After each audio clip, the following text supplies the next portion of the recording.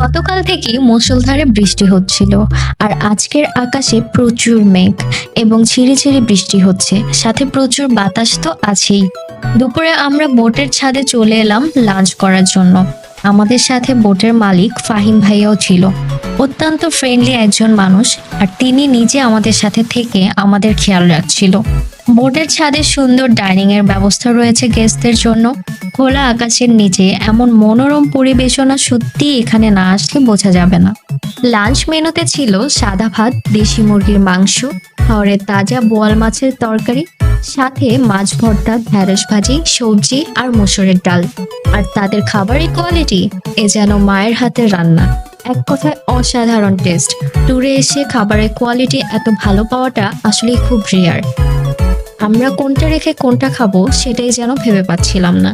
পুরো ট্যুর জুড়ে আমরা বারবার তাদের বাবুর্চির হাতের রান্নার প্রশংসা করতে বাধ্য হয়েছি।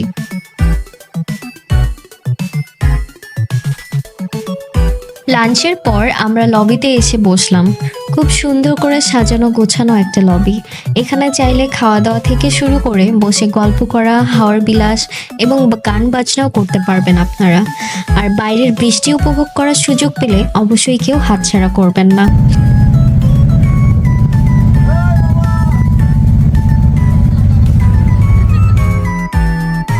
বিকেলে বাইরে ঝুম বৃষ্টি শুরু হয়ে গিয়েছিল, তাই আমার আর তর ছিল না বৃষ্টিতে ভিজতে। আমি ফাহিমকে জোর করলাম আমার সাথে বৃষ্টিতে ভেজার জন্য।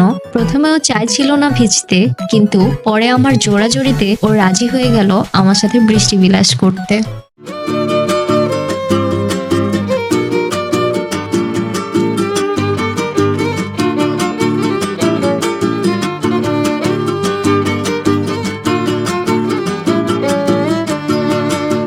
এর মধ্যে বিকেলের নাস্তা রেডি। নাস্তায় ছিল নুডলস এবং চা। আমি হাওরে বৃষ্টি বিলাস করতে করতেই চা খাচ্ছিলাম। এই যেন এক অন্যরকম অনুভূতি। ফাহিম আমার সাথে ট্রাই করে এটার ফ্যান হয়ে গেছে। আপনারাও ট্রাই করে দেখতে পারেন কিন্তু।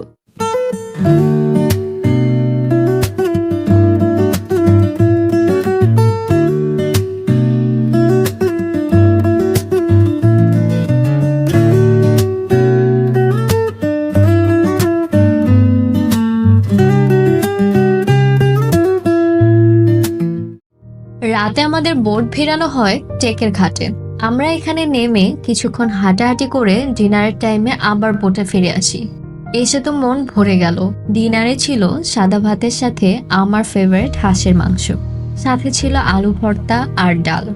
হাওরের মাংসের স্বাদ আসলেই অনেক আলাদা। খাবারের কোয়ালিটি অ্যান্ড কোয়ান্টিটি সব ছিল টপ নচ।